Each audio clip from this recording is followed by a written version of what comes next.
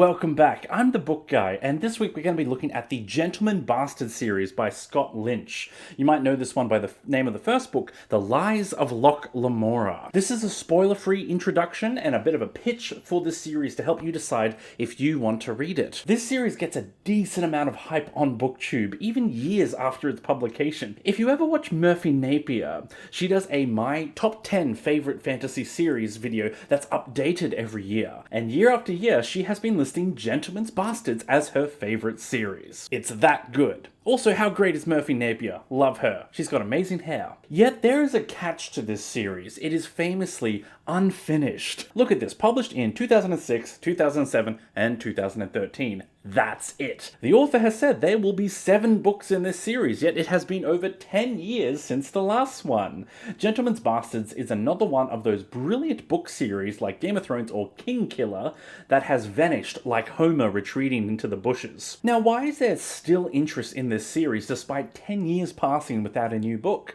Because it's just that good. So don't freak out that it's unfinished. Let's weigh the pros and cons of reading a series. It may yet still be worth your time. One little disclaimer before I start. Honestly, I am not the biggest fan of this series. I respect it, I don't love it. So I'm going to be very objective today and help you decide if you want to read it because you may still yet love this series. But I will include some critiques as well. Hopefully, this will still be a very well-balanced report. Let's go. Locke Lamora is just one orphan among thousands after a plague sweeps through the city of Camor. These orphans flood the city slums and are pressed into gangs for thieving, labor, or worse. So Locke becomes a thief at just 5 years old, but proves himself a gifted liar. This is where he is noticed by Father Chains and adopted into the Gentleman Bastards. The Bastards are a group of thieves who use extremely sophisticated lies to work long cons and rob the uber wealthy of big sums of money. Professional con men. They have accents, personas, whole backstories they invent, and con their way into high society with clever guises. And there's even a religious element to it as well. The Gentleman Bastards serve the mysterious 8th god, the crooked warden, whose servants use crime to balance the scales of justice. The gentlemen have a mantra. They go around a table and they all declare why they steal. One will say, "I only steal because my dear family needs the money to live." And they all chant, "Liar!" "I only steal because this wicked world won't let me work an honest trade." Liar! Until finally one will say, "I only steal because it's heaps of f***ing fun." And they all cheer, "Bastard!" and drink. As an adult, Locke Lamora and his crew are running a long con on a wealthy couple, though the gentlemen have many enemies who might interfere with their plans. The side of the law is run by the Spider, the head spy master who is hunting the elusive Thorn of Camor, one of Locke's many aliases. The side of crime is run by Kappa Basavi, a sort of mobster boss who has final say on all organized crime that happens in his city. Locke is sure he can complete his con without pissing off either of these two mighty giants. Yet things are changing. There are rumors of the Grey King, a mysterious figure who seems to be playing their own con on the city of Camor. Soon, Locke Lamora and the Gentleman Bastards may have to tell the best lie of their careers if they want to successfully pull off this con and escape with their lives. The first thing you should know about this world is that it is full of liars. This is a pretty bad world with tons of crime. There is so much crime in New York. No one should live here. In fact, I would call this series light grimdark, so it's nowhere near as violent or bleak as The World of the First Law by Joe Abercrombie, but it does have some similarities to Game of Thrones, in that everyone is just a little evil and they're all out for their own ends. Also, all the good and noble people tend to die first. So even though all of our main heroes are liars, don't worry, they're still the good guys. Kinda. Are we the baddies? Our protagonists may not be morally good people, but they're not falling from grace either, like Anakin or Walter White. Think more rapscallions and scallywags. The thief with the heart of gold trope. Scoundrel, you'd like him. It's one of the reasons people love this book, because the charming thief has always been a beloved story. The world itself has a Flintlock level of technology. There are guns and cannons, if a little rare. People still use swords for everything even though guns exist, which can't be the best option. Book 2, Red Seas Under Red Skies, spends a lot of time on pirate ships, so this is another world that will blend magic with technology. And speaking of magic, I love how magic is included in this series. It's such a unique idea. So there is magic, but simply put, our heroes don't have it. Do you ever find in fantasy that every time there's magic, our protagonist is an instant prodigy at said magic? Like Rand in The Wheel of Time, or Aelin in Throne of Glass, or Vin in Mistborn, or Luke Skywalker. I could go on. It's one of the reasons why I love the Dresden Files, because at least Harry Dresden is only in the middle of the power scale. But in Gentlemen Bastards, our protagonists are all normal people. It's their enemies that have magic. All magicians in this world are part of a guild. So it's not a magic school or a white tower, it's a guild. And it's not a very good guild either. We don't even have dental. I won't reveal too much about this, but essentially, magicians hire out their services only to the super rich, and they have absolutely no moral scruples whatsoever. Oh, and if you fight back and injure a magician, holy crap, they will torture the hell out of you and then wipe out your entire bloodline. Dishonor on you!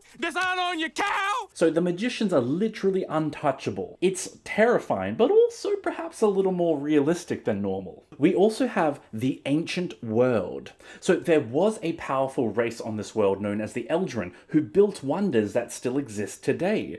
But the Eldrin all disappeared, and no one knows how or why. So this world of Flintlock and technology also has super ancient advanced technology as well. And it would be more advanced if anyone knew how to use it. So all three of these stories are essentially heist stories. You son of a bitch! I'm in! You may recall how Mistborn: The Final Empire is often described as Ocean's 11 with magic. Well, Gentlemen's Bastards is instead Ocean's 11 without magic.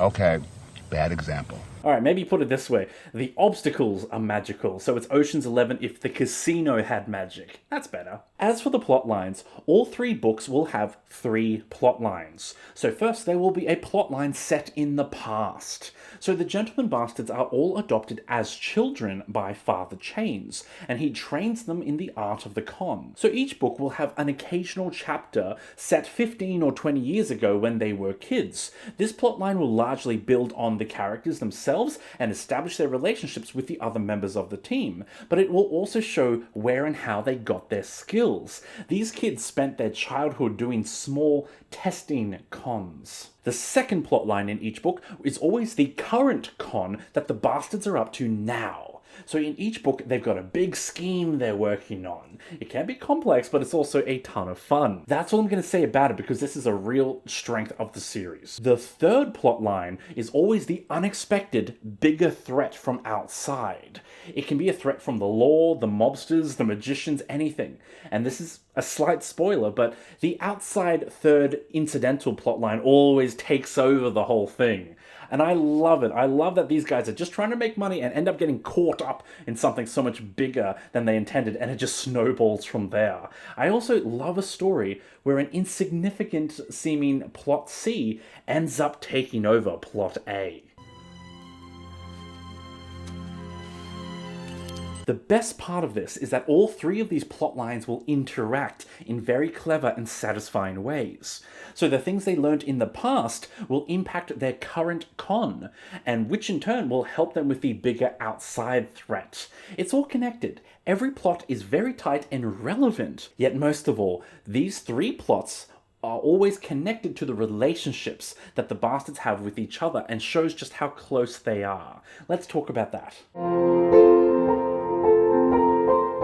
This series is often praised for having one of the best depictions of friendship, which is utterly ridiculous because we all know who did friendship best.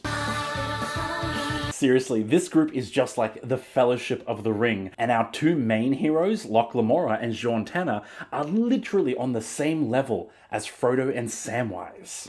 Don't you let go! Be prepared for bromance and tears. This series is also praised for an absolute crapload of witty dialogue.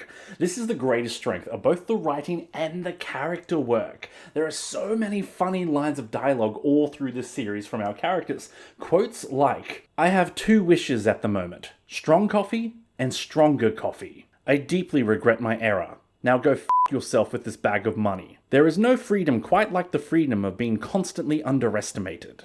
These funny lines add so much to our characters, and you can tell a lot about a person by their sense of humor, or lack of one. So many authors forget to let their characters be funny, because that's how human beings just interact. Do you ever hang out with friends and no one's cracking jokes? I hope not. Comedy with your characters is very humanizing and endearing. Finally, the camaraderie between the bastards themselves is a real delight. Locke is the leader. He is the most talented actor and liar out of the bunch. Jean is the trained fighter. The twins Carlo and Galdo Sansa are by far the cheekiest of the bunch. And their newest apprentice, Bug, is determined to prove himself. Each one brings something unique to the team in terms of skills and personality. So, all good things so far, right? You can see why Murphy Napier and a bunch of other people love this series. But why am I a little less enthralled? Well, everyone loves to talk about Book 1 because yes, Book 1 is a masterpiece. But does Books 2 and 3 keep up the standard? Personally, I don't think so. This is why I say I'm not a biggest fan, because if I were to give an honest rating of the series, I would say Book 1 is 10 stars. Easily, hands down, it's brilliant, it's perfect. But Book 2 is 8 stars, and Book 3 is 6 stars. Each is just a little lower. I think heaps of fans will disagree with me, that's cool, but I want to give you a heads up. Still, let's look at the series' direction past Book 1. So each book is quite episodic. Even the author says that it's the same characters with a different backdrop. So think of them like 3 standalone adventures with the same characters in each one. This is mostly because each book is in a different location and they're running a different con. So Book 2 starts with running a con in a casino, and Book 3 is about committing election fraud. The reason why I don't think the later series holds up is because of a common problem faced by heist stories. Heists rely on twists and double crosses. The first book has a ton of these surprises. There are massive shakeups that change everything. The later books, not so much. They're a little bit more predictable. Also, they focus on characters and the adventures of their plot lines, but less about the shocking twists. I mean, the pirate ship is a pretty cool adventure, but I just think they move away a little bit too much from what made the first one work so well. I still think books 2 and 3 are above the usual quality of books you'll find on the market, and I absolutely would love to see the rest of this series one day. I just think that the series so far has peaked with Book 1. Speaking of the rest of that series, what's going on with this series? We saw at the start that books 1 and 2 came out a year apart, book 3 took 7 years, and then book 4 is 10 years and counting. If you look online, you'll find hundreds of Reddit posts and news articles claiming book 4 is definitely coming this year. Release date! Surprise reveal! And it's all false. What's actually going on? We really don't know. One thing to consider, Scott Lynch has been pretty public with discussing his challenges with his mental health. He says he suffers from anxiety and depression, and it has always made it difficult for him to write. Currently, he lives in Wisconsin with his wife, 4 cats, and they live near a stable where they have their 2 horses living. Sometimes Scott works as a volunteer firefighter, so he's got a life outside of his writing. There's no official word on why there has been a massive delay, and I'm not going to speculate on someone else's private life. For the foreseeable future, there are no books 4, 5, 6, 7. You'll have to decide for yourself if you want to try the first 3. Now, I've mentioned I'm not a big fan of the later half of the series. There is one topic I want to cover because it's bugged me for years since I first read the 3rd book, though it's technically going to enter into the realms of spoiler territory. So you can skip this segment by clicking on the timestamp below. Okay, there's a weird romantic plotline in this series. It's hinted at straight away from book 1 and comes to a head in book 3. One of the gentleman bastards is a woman, Sabitha, and Locke has been in love with her since he was 5 years old. She mysteriously disappeared between all the childhood plot lines and the adult plot lines, and we don't know how or why. Then book 3 is all about her. The past plot line of that book finally explains what happened to her. This romance is weird, borderline creepy. Locke has never been in a relationship with anyone else. He only wants Sabitha. He hasn't seen her for like a decade since she left, and he still only wants Sabitha. There's a scene in book 1 where he's with a prostitute, but he literally cannot get aroused because the woman is not Sabitha. Now, to be fair, this could just mean that he's demisexual. That is a possibility. Then when we meet her in book 3, Locke spends so much time begging and pleading with her, trying to convince her that his love is real. Even though she says no, he just kind of keeps harassing her. I share all that because this romance is much more like an obsession. It's unhealthy, and it's not what genuine love looks like. Also, people change over time, so seeing someone 10 years later does not make them the same person. The purpose, though, of this romance is to show that Locke has one weakness. Sabitha is his kryptonite. It is a compelling story technique in that sense because it shows that Locke is not a perfect character, so it is fulfilling a real function in the story. But the story is also trying to show that his love is just so exceptional and rare, like he's always been destined for this one person. It implies that obsession is healthy, and it implies that if you obsess over one person and pursue them relentlessly enough and ignore all of their requests for you to stop, you can still fall in love with them. No means no, people. Also, you can love more than one person in your life. I mean, it's like having two friends. Loving one friend doesn't mean you loved your other friend less. So saying that Locke has only ever loved one person doesn't somehow make that love better. The whole thing is just plain weird and gives me an icky vibe. The world of The Gentleman's Bastards is pretty damn egalitarian. There is total equality between men and women, and virtually no gender roles either. We frequently see men and women in positions of power, both lawful and unlawful. Monsters can be women too. Or as soldiers and assassins, typically male roles. So there are fight scenes where one soldier is male and the next is female, and they all get killed together. That's good, right? It's just confusing. Is it sexist to hit you? Is it more sexist to not hit you? This is an excellent world-building detail to include, and I absolutely appreciate it. But it is also imperfectly done. So there is gender equality in this world, but not in the story. The hard majority of characters are still male. I think it's a bit like having equality in your company marketing photos, but not your board of directors. There is a huge amount of diversity of race and color.